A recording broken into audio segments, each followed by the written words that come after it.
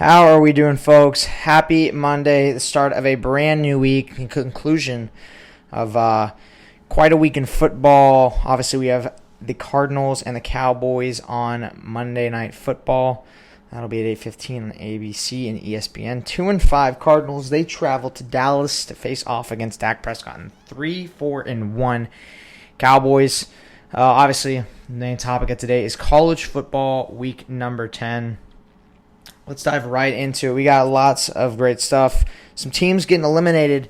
Obviously, we're in that point in the season where, a lot of teams are in the driver's seat, and a lot of teams are fighting for their life here. First college football playoff rankings come out tomorrow, 8 p.m., November 4th.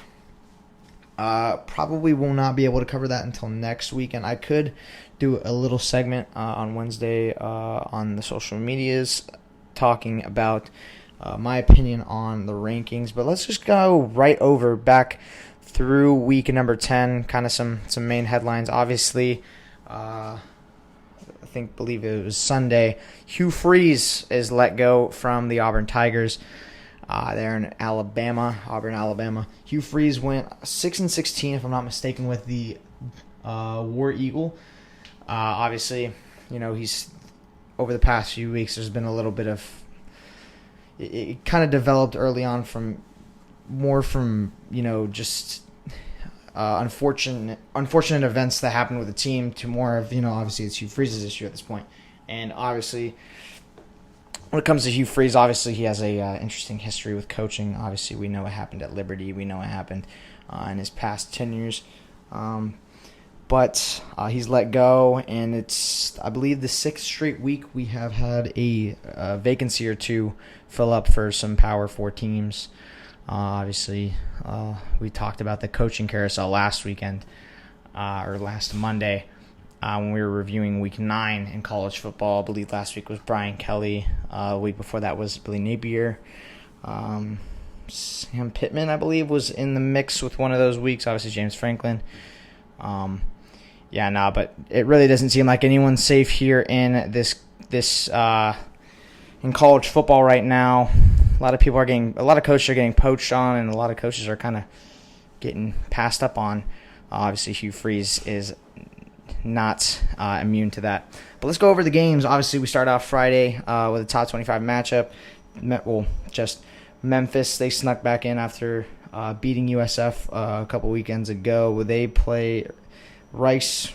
Pretty easy win for the Tigers in Texas there. And then obviously starting off November 1st, Saturday, Penn State, Ohio State. Interesting game. Obviously, the first game back from firing, I believe it was the first game back from firing James Franklin. The Nittany Lions, it looked like the first half they kind of had, Ohio State, I wouldn't say beat, but they were giving them a run for their money. Obviously, it was more of Ohio State and their issues, their mistakes, turnover battle, that was kind of costing them the rest of the game. Obviously, going into the second half, great first play to Carnell Tate. He had 5 receptions, 124 yards, and a touchdown. Let's not overshadow the fact that Jeremiah Smith also had a great game. He had a great one-handed grab in the end zone second half. Obviously, getting them back into the rotation is great. But Ohio State's playing a lot of these. I wouldn't say no competition, but they're playing, I'd say, the easier leg of the Big Ten right now. Obviously, Indiana has a better resume here. Ohio State doesn't really have a resume, and a lot of people are talking. I know Desmond Howard on College Football Game Day. He was talking about Ohio State being, I would say, the most overrated team, but being an overrated team when it came to the top rankings. And obviously, Ohio State's been dominating, but he's got a point. Indiana has been dominating as well on a high level. Obviously, their quarterback, Mendoza, has been playing, I'd say pretty, you look at the stats, he kind of edges out Julian Sain in some of the passing stats. So it's really kind of a close battle, but at the end of the day, who's playing better competition? Indiana over here. They played teams like Oregon. They obviously go to, play Penn State next weekend. Obviously, that's not too much of a test, as Ohio State has shown us. But I think Indiana is the clear favorite here. But yet again, it's going to be very interesting looking into the Big Ten championship game in a few weeks. Or not a few weeks, in about a month or so, a little over a month. In Indianapolis, definitely going to be Ohio State, Indiana. That's going to be the two that face off there. So that'll be very interesting. Obviously, both teams are practically guaranteed a playoff spot at this point. Both undefeated teams. And that's what we're going to kind of go into next. The undefeated teams. We did lose a couple more guys this weekend. Georgia Tech was kind of snuffed out by NC State. A lot of people were predicting that they'd lose. Despite that, Haynes King playing a damn good game. 25 for 35, 408 passing yards, 2 touchdowns. But NC State's been playing some damn good ball, giving a lot of good ACC teams, some very interesting looks. Despite only being 2-3. But they've been playing some damn good ball. Looks like they will be bowling. They just need a win or two more. But Georgia Tech, nothing to worry about here. It's just one loss. If anything, it's good that it's happening this late in the season. Kind of wakes them up. I know they dropped down to 16, I believe, in the new rankings. But no, don't be worried, Georgia Tech fans. You guys will be all right. Even with what happens in Atlanta in a few weeks against the Bulldogs, I think Georgia Tech will be all right. They'll still make the playoffs, obviously, because they've been dominating all year, and dominating, is it's a word to use for them. They've been winning games. They've been finding ways to win games, and they've been fighting hard, just like their neighbors in Athens, which is where we're going to divert our energy or our talk next. Jacksonville, Florida, Everbank Stadium. Quite a bash in Jacksonville between Gunnar Stockton and DJ Lagway. Georgia and Florida. Obviously, we know it's a renowned rivalry. It's been going on for a really long time. And obviously, we know the history, all the hatred and whatnot between these two teams. Obviously, I had to play it in this game as Florida. I mean, it looked like they were, they kind of were in the driver's seat to win the game. Ended up getting stopped by Georgia a couple times. Georgia gets a touchdown late. Chauncey Bowens on a 30 or so yard running touchdown. It looked like the slowest rushing touchdown I've seen in my life. But despite that, the Dogs outlast the Florida Gators, go to 5-1 in the SEC, kind of pushing towards an SEC championship game appearance. But they really need someone to knock off Bama or Texas A&M to kind of get in, because it looks like Bama and Texas A&M are pretty much going to win out in the SEC, and if that happens, Georgia will be out of contention for that. But despite that, Georgia just wins out. They'll make the playoffs just fine. Obviously, they still have some tests. Now, Texas is showing some looks that they could kind of contend for a playoff spot. So that'll be interesting. Obviously, they have Georgia Tech at the end of the season in the state battle, week 14, I believe. Obviously, we talk about Georgia Tech. They lost their undefeated record. Forgot to talk about another. Navy got beat. They lost their undefeated record. Obviously, that's very unfortunate for them. They'll still be, I'd say all right for the most part, though. Going into the AAC championship game, we still have, everyone's that's in contention for the championship. The championship game has at least one loss. Obviously, we have Memphis, we have Tulane, we have USF, and I believe North Texas as well. They're contending for that AAC championship game. So it's really coming down to kind of the wire here in this conference. But Navy wish to have that one back. They were upset by North Texas, actually. Go figure. But North Texas has proven they're a damn good team, and Messemeyer is still playing a damn good ball as a quarterback for them. Obviously, I think that USF game was kind of a wake-up call for them, getting completely thrashed. But USF, they were on bye. They play UTSA this Thursday night in Raymond James in Tampa.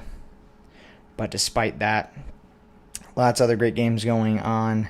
And then I think the talk of the hour is what is going on with the Texas Longhorns. And it really just came down to, I'd say, a really, really, really quick start and kind of slowed down towards the end of the game. But, the start was crazy, and their offense worked on all cylinders enough to where they could outlast Pavia and the Commodores in Austin, Texas. They go on to face...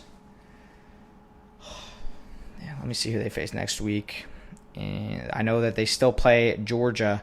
They go on to play... Oh, no. Yeah, I believe they go on to bye. They play Georgia next. They have Arkansas. Then they have Texas A&M. That's going to be large for them. They're playing 2 top 5 teams, and they need to get in the playoffs, and pretty much to win out is what they need to get into the playoffs. Despite that, I think that they can put up a good argument for the playoffs, despite having 3 losses, depending on how they lose to Georgia and how they lose to Texas A&M, and how everything else plays out. But things are looking very, very optimistic for the Longhorns in Texas. Other than that, obviously Miami, SMU, they are the talk of the hour.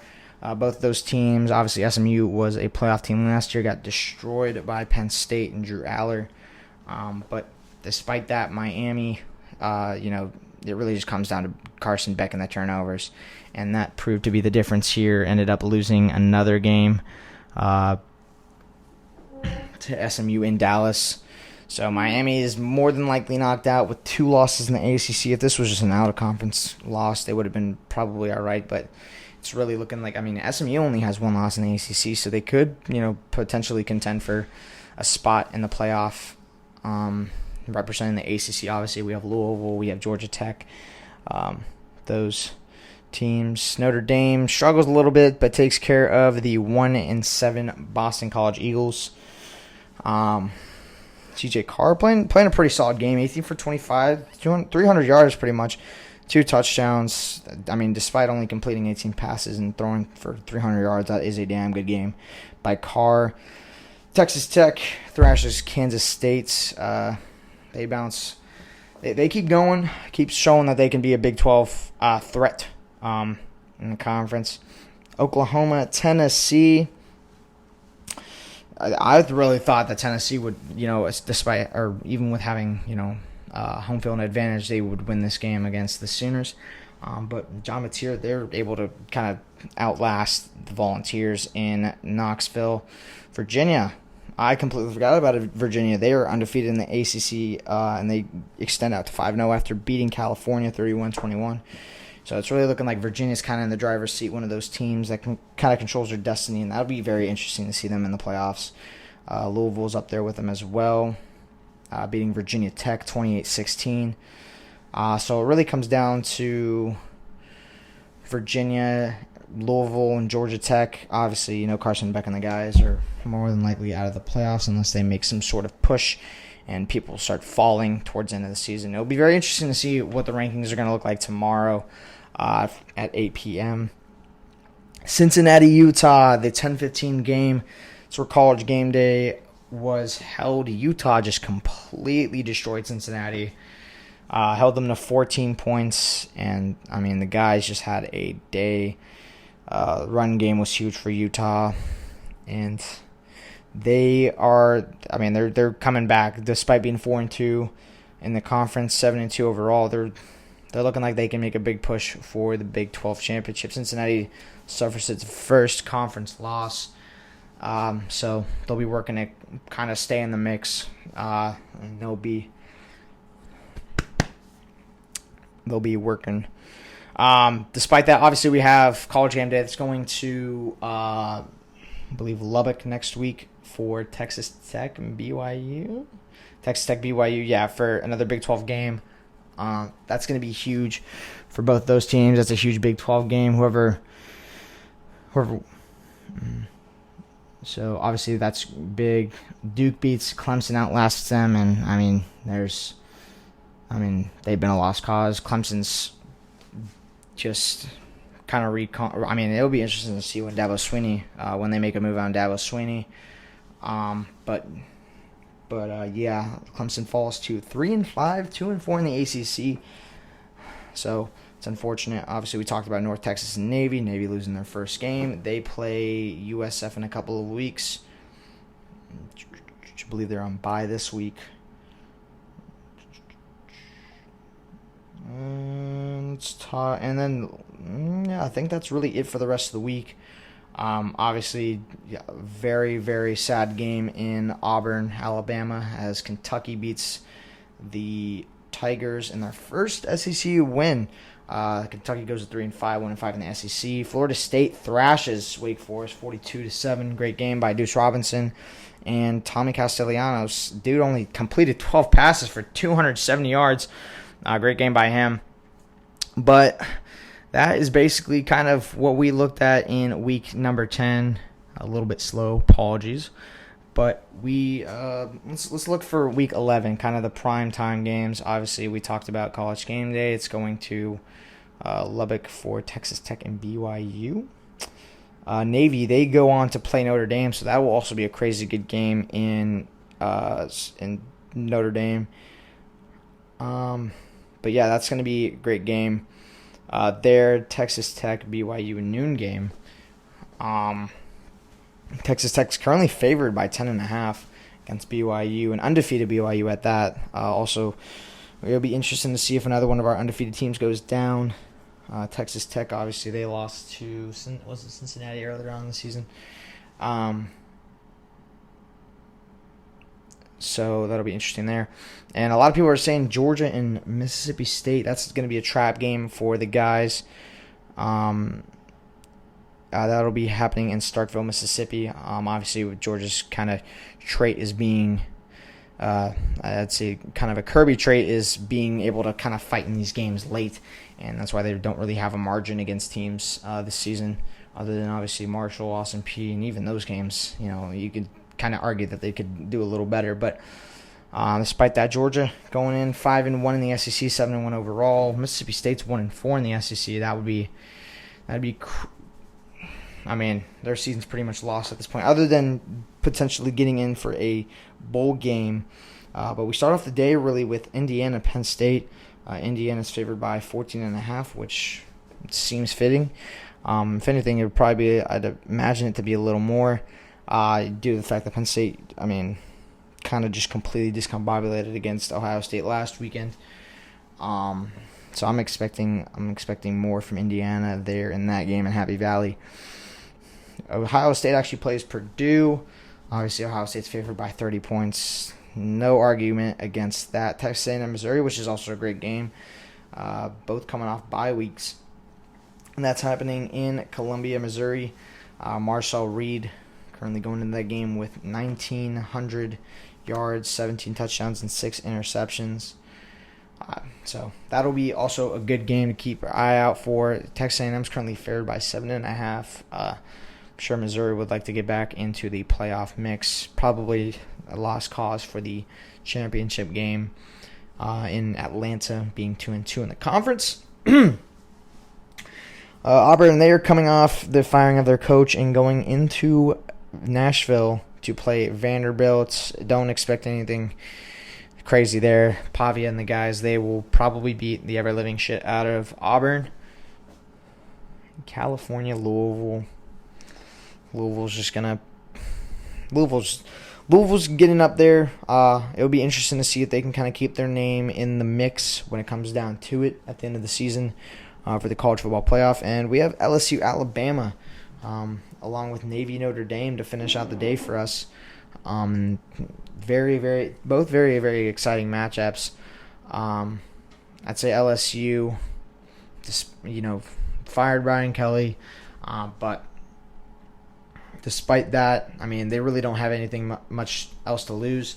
It's happening in Tuscaloosa in Bryant-Denny Stadium against Ty Simpson and Kalen DeBoer. Navy, obviously, we talked about Navy, Notre Dame. Navy coming off the loss. Hopefully getting some momentum going into the USF game, but they're playing the 10th ranked Notre Dame Fighting Irish and CJ Carr and Marcus Freeman. So, yeah. But that is the conclusion to this weekend in college football. Obviously, we had our fair share of upsets. We had our fair share of coach firings. There's really only one. Obviously, we're just talking about main Hugh Freeze. A little down under today, so we don't have much charisma. I apologize for that, but we will be back tomorrow for the NFL Week number 10 review. Week 10, I believe, in the NFL. Obviously, lots of great stuff to talk about. The Atlanta Falcons are a lost cause at this point. You dropped to 3-5. Not going to go too much into it right now. I'll have my rant tomorrow, but despite that, I got another exciting week coming up in college football. Short little episode today. Kind of in a rush, but despite that, it's great to get back out there. The world of sports is ever changing, and I completely even forgot to talk about the World Series. Obviously, the Dodgers are able to outlast the Blue Jays in Game 7 on Friday. That was an exciting World Series. A lot of people are saying it's the best World Series, in recent history, and rightfully so. It's gone to 7 games. It was a couple of multi-inning finishes. Obviously, we know the famous 18 innings. I believe that was history for the MLB, and then we had the 11th inning in Game 7.